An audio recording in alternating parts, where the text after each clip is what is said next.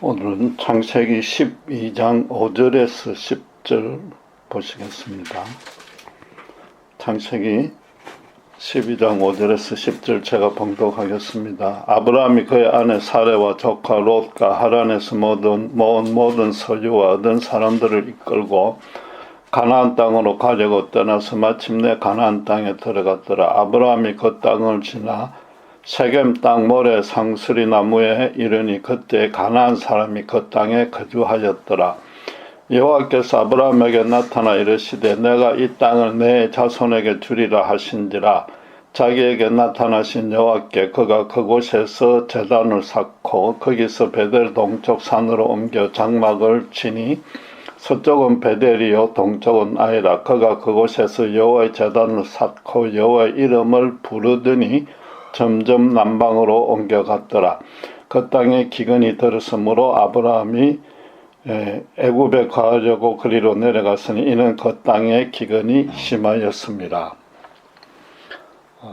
제가 2003년부터 섬기고 있는 인터넷 목회를 통해서 신자들로부터 수많은 질문을 받아왔습니다. 그 중에 가장 궁금해하는 주제는 구원과 기도였습니다.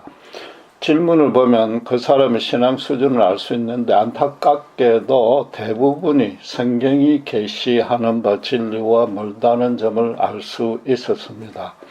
물론 잘 알지 못하니까 질문했겠지만 신앙에서 가장 중요한 주제를 성경과 다르게 이해한다면 문제는 심각해집니다. 그래서 올해 처음부터 이 두 주제에 대해서 조금 시리즈로 설교를 하겠습니다. 그 중에 둘 중에 비교적 간단한 주제인 기도에 대해서부터 먼저 살펴보도록 하겠습니다. 그동안에 기도의 능력이나 은혜나 열매 등 긍정적인 측면은 더 보탤 것이 없을 정도로 충분히 가르쳐져 왔습니다. 저는 교회에서 미처 다루지 않아서 신자들이 기도에 대해서 부족하게 이해하고 있는 부분을 중점적으로 살펴보겠습니다. 그런 차원에서 아브라함이 행한 기도부터 점검해 보려 합니다. 그가 믿음의 조상이었기 때문에 그가 행한 기도 안에 하나님이 기도에 대한 가장 근본적인 뜻이 드러날 것이기 때문입니다.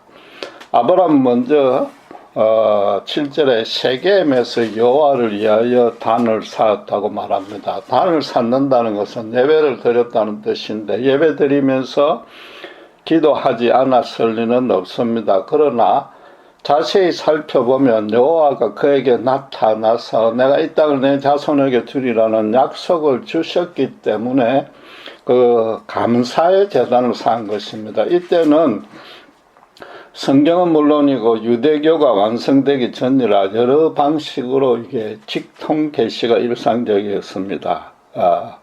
그리고 이 기도는 말하자면 아브라함 쪽에서 하나님께 구체적으로 무엇을 해달라고 간구한 것은 아닙니다. 기도가 하나님과의 대화라는 넓은 뜻에서 보면 감사나 경배의 고백도 기도인 것은 맞습니다. 그러나 하나님께 은혜를 받으면 절로 감사가 나오고 그분의 위대하심을 맛보면 경배할 수밖에 없습니다. 자발적으로 기꺼이 행하는 감사나 경배는 신자 쪽에서의 소망과 계획이 포함되지 않고 또 그래서 신앙적으로 잘못될 요소가 개입될 소지가 거의 없습니다. 반면에 신자들이 자신의 필요나 목적에 의해서 어떤 구체적인 내용으로 하나님께 아뢰는 것은 차원이 다릅니다. 신자가 만약 하나님과 그분의 뜻과 그분이 당신의 백성을 다스리는 원리를 잘 모르면은 기도 또한 비성경적인 내용으로 변질될 소지가 다분해집니다. 이런 이유로 아브라함 쪽에서 하나님께 간구한 기도를 살펴봐야 되는데 그게 8절 그가 그곳에서 여호와께 제단을 쌓고 여호와의 이름을 부르더니가 그런 기도에 속하는 겁니다. 문제는 그가 여호와의 이름을 불렀다고만 했지 기도한 내용은 언급하지 않았습니다. 그렇다고 이게 단순히 감사와 경배의단을 산 것은 아닙니다. 그분의 이름을 부른다는 것 자체가 뭔가 그분께 개인적으로 강구한 용건이 있었다는 뜻입니다. 우리도 너무나 위급한 상황에서 주여 주여라고 반복해 외치는 경우가 있지 않습니까? 지금 너무 힘들어 죽겠으니 이 위태로운 상황에서 제발 나를 건져달라는 내용이 생략된 겁니다. 따라서 하나님의 이름만 부르는 것으로 아주 훌륭한, 아니 가장 순전한 기도가 됩니다. 생사가 걸린 마당이라 다른 아무것도 필요 없고 전적으로 하나님의 도우심만 바랍니다. 이 사망의 골짜기에서 구출해 달라는 것 말고는 자기 이기심이나 하나님과 어떤 거래하려는 계산이 전혀 섞이지 않기 때문입니다. 언젠가 제가 간증한 적이 있는데 오래전에 저희 가족이 콜로라도주 로키 국립공원에 차로 여행 갔을 때 있었던 일입니다. 험준한 산에 꼬부랑길을 내려오는데 갑자기 브레이크가 작동하지 않아서 정말 천길 낭떠러지로 추락할 그런 절대절명의 순간이 닥쳤는데 집사람이 다급하게 주여 주여라고만 큰 소리로 외쳤습니다. 저는 의도적으로 핸들을 꺾어서 차를 길가 언덕에 들이박았는데도 달려오던 속도 때문에 좀 질질 미끄러져 내려갔습니다. 그런데 마침 큰 SUV가 그 낭떠러지 앞 공터에 주차하고 있었고 저희 차가 그 차와 충돌하면서 겨우 멈춰 섰습니다. 그 두 차만 손상해 갖고 아무도 머리털 하나 다치지 않았습니다. 그 큰 차가 마침 그 시간 그 자리에 서 있게 된 까닭이 있었습니다. 그 동네 사는 한 가족이 이상하게도 그날따라 자기들만 알고 있는 산 밑에 폭포를 보고 싶어져서 그곳에 차를 정차해놓고 계곡 밑에 내려가 있었던 겁니다. 저희가 이처럼 목숨을 건지게 된 것을 확률로 따지면 이건 뭐 수백만 분의 1도 넘을 겁니다. 이는 결코 우연의 일치일 수 없으며 하나님이 이 모든 상황을 미리 아시고 저희를 구해주려고 그 가족들의 생각까지 주관해서 다 예비해 놓으셨던 너무나 큰 은혜였습니다. 그렇다고 하나님이 그렇게 미리 조치해 놨다면은 구태여 주여 주여라고 외치지 않았어도 어차피 그렇게 됐을 것이라고 단순하게 판단해서는 안 됩니다. 신자의 일거수일투족을 미리 다 아시는 하나님이시기 때문에 만약에 그렇게 외치지 않았다면 다른 시나리오를 마련해 놓았을지도 아무도 모르는 겁니다. 생명은 구해주되 크게 다치게 했을 수도 있다는 겁니다. 구체적으로 이렇게 무언가 아릴 시간과 여유가 없다면 또 그런 시간과 여유가 있어도 너무 큰 절망에 휩싸여서 제대로 기도가 안 된다면 주여 주여라고 이름만 불러도 됩니다. 하나님은 신자의 입술의 말은 물론이고 마음의 생각과 깊숙한 심령의 상태까지 우리를 더 잘 아십니다. 간혹 하나님이 신자의 형편을 다 알고 계시다면 구태여 기도하지 않아도 되는 것 아니냐라고 말하는 분들이 있습니다. 부모는 자식이 어떤 어려운 처지에 있는지 다 알고 있지만 자식이 먼저 도움을 청하길 기다립니다. 하나님이 다 알고 계시니까 기도하지 않아도 된다고 생각하는 것은 부모와 대화하는 것이 싫고 귀찮다는 뜻과 마찬가지인 겁니다. 땅속에 아무리 생수가 풍족하게 흘러도 우물을 파지 않으면 마실 수 없습니다. 눈에 보이지는 않지만 하나님의 당신만의 큰 권능으로 신자를 붙들고 보살피고 계시지만 기도로 그 은혜의 생수를 퍼내서 마셔야만 되는 겁니다.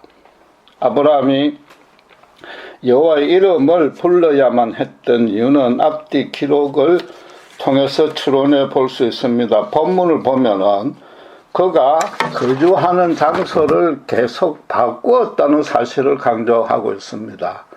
6절에 그 땅을 지나 세겜 땅 모래 상수리 나무에 이르니라고 했고, 8절에 베델 동편 산으로 옮겨서니라고 했고, 9절에는 점점 남방으로 옮겨갔다고 3번이나 말합니다.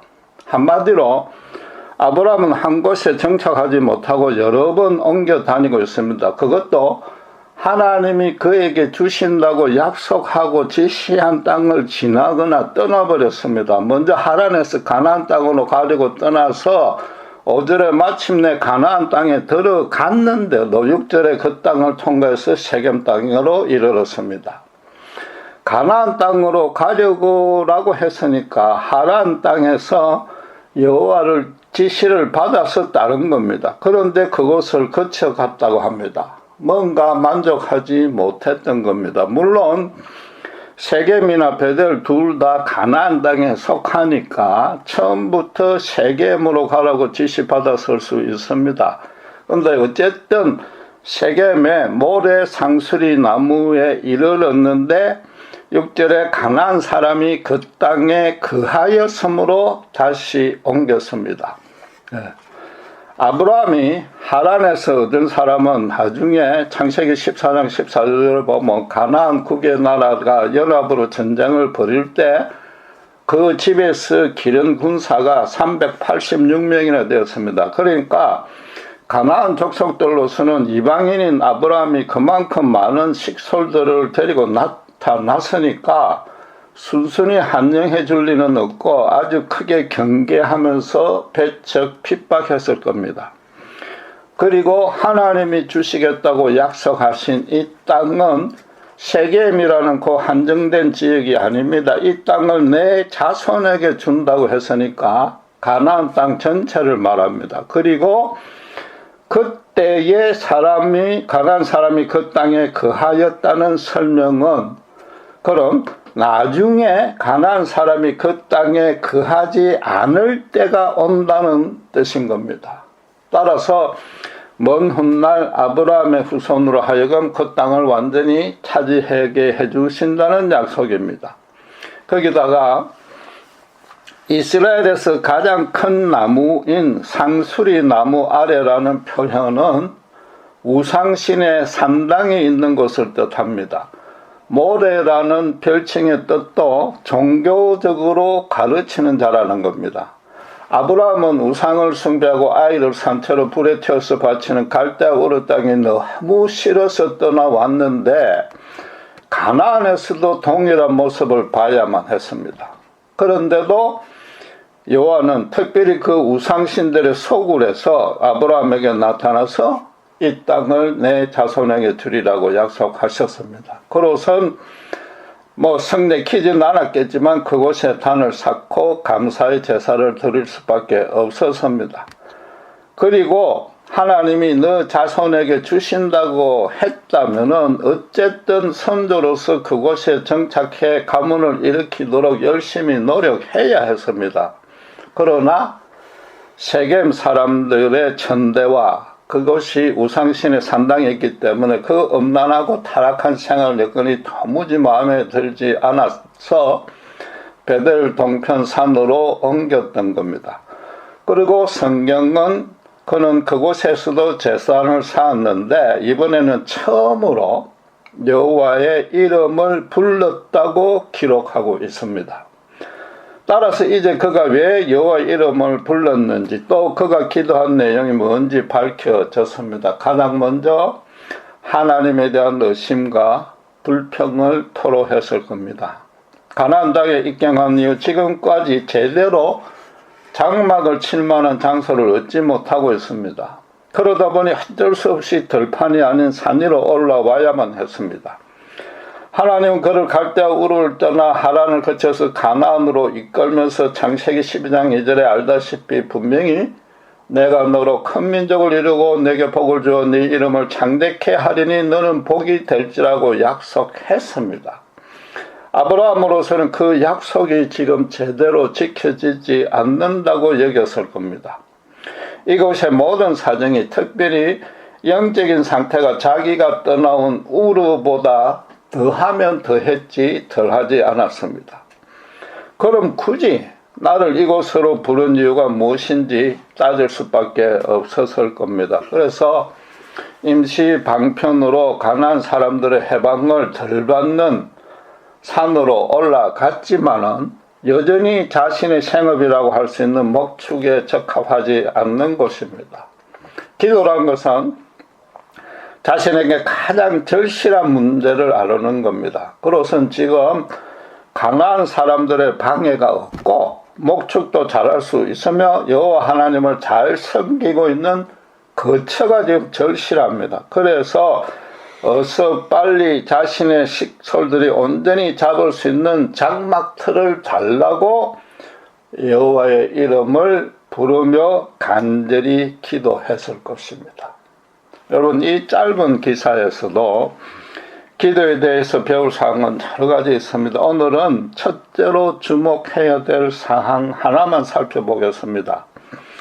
많은 신자들이 잘 모르거나 지나치지만 기도에서 가장 중요한 핵심입니다.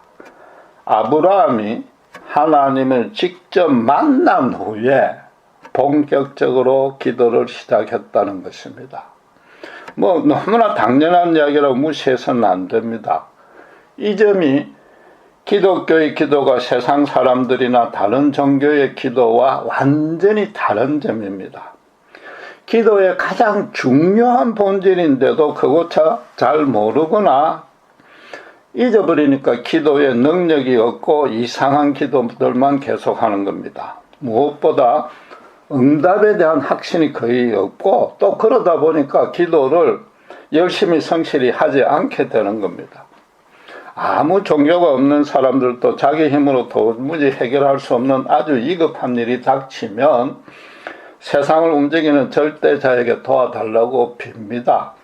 갑자기 불치병에 걸리든지 불시에 사업이 부도나서 길거리에 주저앉든지 부부끼리 사이가 파탄나든지 주변 사람들이 전혀 도와줄 수 없을 때는 어떤 방식으로든 하느님을 찾습니다. 문제는 이 종교가 없기 때문에 자기가 빌고 있는 대상이 누구인지 모른다는 겁니다. 옛날 한국의 어머님들이 새벽마다 장독대에 촛불과 냉수 한 그릇 올려놓고는 천지신명에게 가족들의 이름을 한 사람씩 불러가며 그 형통을 빌고 또 빌었습니다. 천지신명이란 하늘과 땅에 있는 모든 신들이란 의미입니다. 그 신들의 구체적인 이름도 없고 어떤 존재인지 전혀 알지 못합니다. 막상 간절히 불러야 될 신의 이름은 부르지도 못했습니다.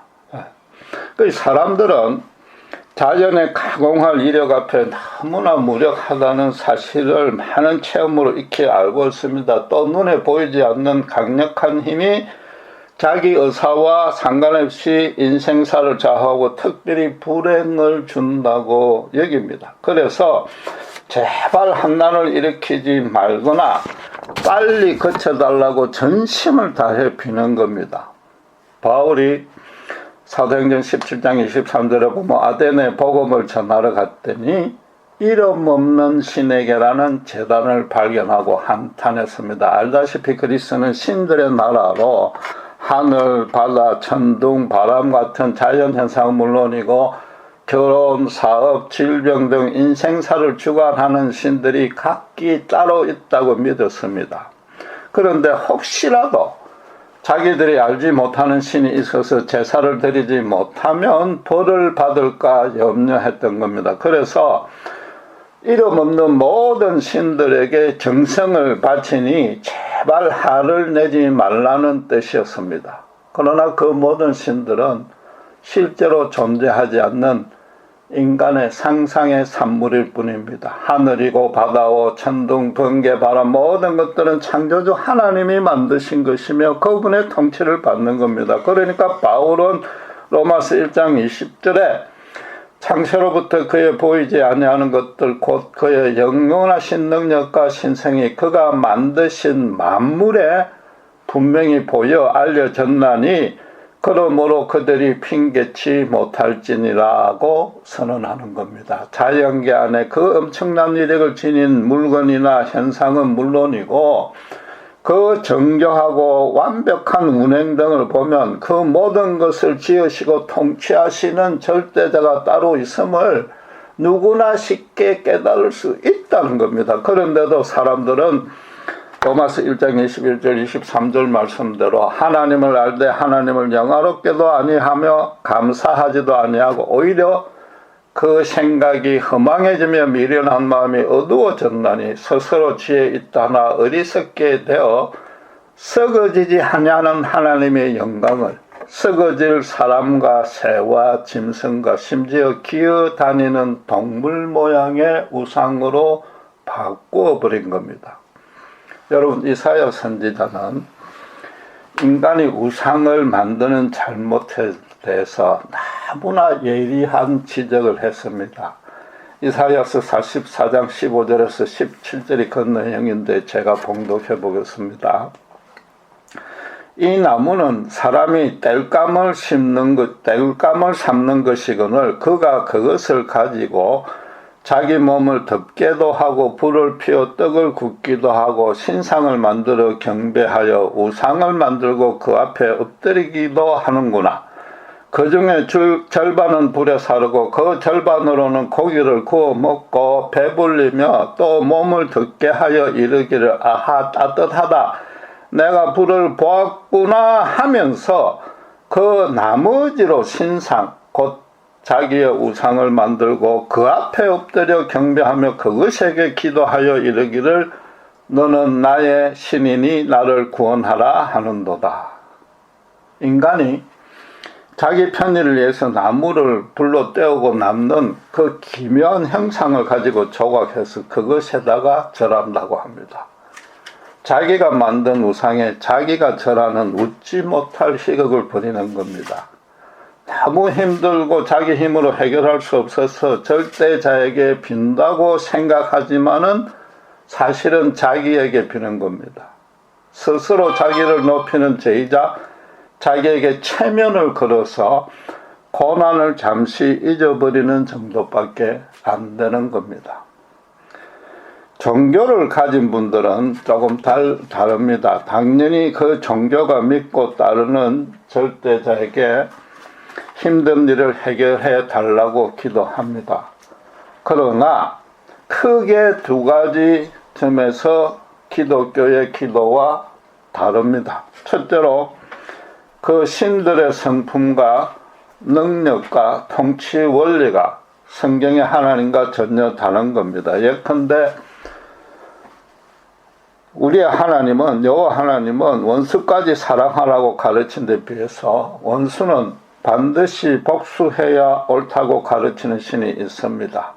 또 물질적인 욕심을 버리면 고난에서 해방된다고 가르치는 신이 있고 스스로 우주에 대한 진리를 깨닫든지 육체에 묶인 노예 상태에서 벗어나면 구원받는다는 신도 있습니다. 심지어 인간이 죽어도 짐승의 모양으로라도 이 땅에 반드시 돌려보낸다는 신도 있습니다. 그 본인들이야 자기들 종교식으로 기도하고 그대로 믿고 따르면 된다고 고집할지 모르지만 문제는 그럼 세상을 움직이는 신이 하나가 아니라 수도 없이 많아지는 겁니다. 세상 만사를 다스리는 분은 오직 한 분이어야 됩니다. 한 분 신이 그렇게 서로 상충되는 다양한 방식으로 세상을 다스리면 그 신은 정신분열입니다. 그럴 리가 없으니까 여러 신들 중에 한 분만 진짜 신인 겁니다. 그럼 유일하게 올바른 그 신을 찾을 노력부터 해야 되는데도 사람들은 모든 신들은 똑같다고 주장합니다. 결국 그 사람들은 그런 정신분열적인 신을 믿거나 그게 아니면 죄송하지만 스스로가 그런 상태라고 실토하는 셈이 되는 겁니다. 그들을 비방하려는 의도는 전혀 없으며 이런 간단한 영적인 진리 이치조차도 생각하지 못하니까 너무 안타까울 따름인 겁니다. 문제는 자기들이 믿는 바대로 응답이라도 되면 다행이지만은 우상들과 마찬가지로 그런 신들은 존재하지 않으니까 그냥 허공에다 대고 소리치는 아우성일 뿐입니다. 만에 하나 기도한 대로 응답되었다 쳐도 우연의 일치가 아니면 사탄이 장난하도록 하나님이 허락하신 겁니다. 반면에 아브라함은 지금 분명히 여호와를 만났고 또 그분께 약속을 먼저 받고 난 후에 기도를 드렸습니다. 물론 아직까지는 그분이 어떤 분인지 아브라함도 정확히는 모르지만은 그분이 내 사정을 잘 알고 계신다는 그 바탕에서 기도를 한 겁니다. 기도를 드리는 아브라함과 기도를 받는 하나님 사이에 개인적인 관계가 확고하게 형성된 것입니다. 알지 못하는 천지신명에게 드리는 기도가 절대 아니었습니다. 요컨대 아브라함은 여호와가 바로 내 앞에서 내 기도를 듣고 있다고 확신했던 겁니다. 물론 많은 사람들이 처음 교회에 출석할 때는 성경을 아직 모르고 예수 그리스도는 물론이고 창조주 하나님도 잘 모르는 상태입니다. 대체로 현실적 고난을 해결받으려는 목적뿐입니다. 저 또한 사업이 완전히 쫄딱 망한 후에 어쩔 수 없이 그런 의도를 갖고 교회를 찾았습니다. 예수님의 이름으로 기도한다는 것조차 무슨 뜻인지 몰랐습니다. 단지 정말로 전지전능하신 하나님이 살아계시다면은 제발 이 제 문제들을 어서 빨리 해결해 달라는 기도만 열심히 드렸던 겁니다. 그런데도 기도 응답을 받아서 많은 고난들에서 건짐을 받았는데 그런 과정 중에 한 가지 분명히 깨달아지는 진리가 있었습니다. 그 응답의 시기나 방식을 따져보니까 하나님이 나를 개인적으로 잘 알고 계시기에 나에게 가장 합당한 방식으로 응답해 줬다는 사실입니다. 그래서 이게 절대로 우연의 일치거나 내가 노력했거나 주변 사람이 도와준 결과가 아니었습니다.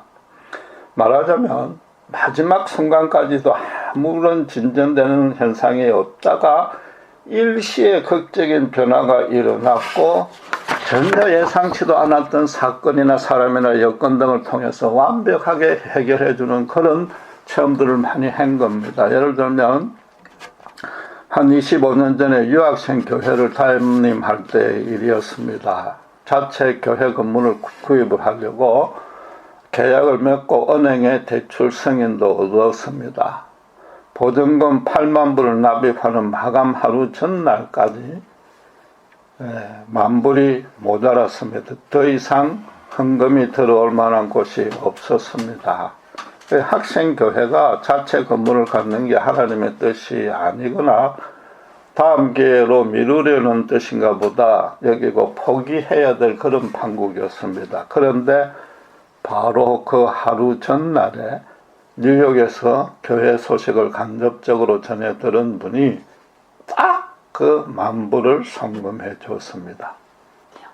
개인이 감당하기에는 큰 부담이 되는 액수였고 우리가 만불이 모자란다는 얘기도 하지 않았습니다. 정말로 소름 끼칠 정도로 정확한 시간에 정확한 금액으로 전혀 알지도 못하고 예상치도 못한 사람에게서 은혜를 받았습니다. 가난한 학생교회가 오히려 당시 그 지역에서 드물게 자체 교회 건물을 갖게 된 겁니다. 목사가 시키니까 반신반의하며 기도했고 또 이성적이라 합리적으로 따지기 좋아하는 유학생들, 교인들마저도 이건 하나님의 역사임을 부인하려야 부인할 수 없었던 겁니다. 대부분의 신자들이 큰 환난 중에 지푸라기라도 잡는 심정으로 교회에 출석했어도 이처럼 기도가 응답되는 현상을 잘 분별해 보면은 하나님의 엄청난 은혜와 권능을 깨달을 수 있습니다. 또 그런 일들을 몇 번 더 체험하고 나면 그분에 대한 경이로운 두려움마저 생기며 정말로 온전히 믿고 내 인생을 전부 의탁하고 싶어집니다. 순전한 기도의 응답은 하나님만의 때와 방식으로 문제를 단번에 완벽하게 해주시고 부정적인 부작용 여파도 없습니다. 그 후로도 받은 은혜 위에 은혜가 자꾸 더 얹어지기 때문에 신실하고도 쉼없는 기도를 하게 되고 그런 기도들을 통해서 그분이 나의 인생 전체를 거룩한 길로 인도하고 계신다는 사실까지 깨달을 수 있습니다. 그래서 무슨 일에서나 기도하되 이젠 지푸라기라도 잡는 심정이 아니라 정말로 마음 턱 놓고 하나님께 맡기게 되는 겁니다. 하나님이 바로 곁에서 나와 함께 계시고 그 기도를 듣고 계신다는 사실에 전혀 의심치 않고 어떤 방식으로든 하나님이 응답해 주리라는 확신도 드는 겁니다. 그분이 나를 잘 알고 계시다는 확신이 있으니까 굳이 목청을 높여서 외치거나 내 감정을 동원해서 일부러 내 소원을 막 절실하게 급박하게 가장해서 표현할 이유도 없습니다. 담담하게 대화하듯이 내 심정과 소망과 계획을 아뢰기만 하면 됩니다. 물론 때로는 아주 절실하면 절실한 대로 외치고 슬프면 슬픈 대로 눈물 흘려도 됩니다. 그러나 어떤 가장과 과장도 필요 없습니다. 언제 어디서든 있는 모습 그대로 그분 앞에 겸손과 진정으로 무릎 꿇으면 되는 것이고 또 그런 기도를 통해서 하나님과 인격 대 인격으로 친밀한 교제가 이어지는 겁니다. 그런데 유감스럽게도 많은 신자들이 내가 누구에게 어떤 마음으로 기도해야 되는지 전혀 의식하지 않고 무조건 아뢰기 시작합니다. 나아가서 죄송하지만 교회를 그렇게 오래 다녀도 하나님이 어떤 분인지 제대로 알지 못하고 알려고 노력도 하지 않습니다. 시편 기자는 50편 15절에 한낱날에 나를 부르라 내가 너를 건지리니 네가 나를 영화롭게 하리로라고 선언했습니다.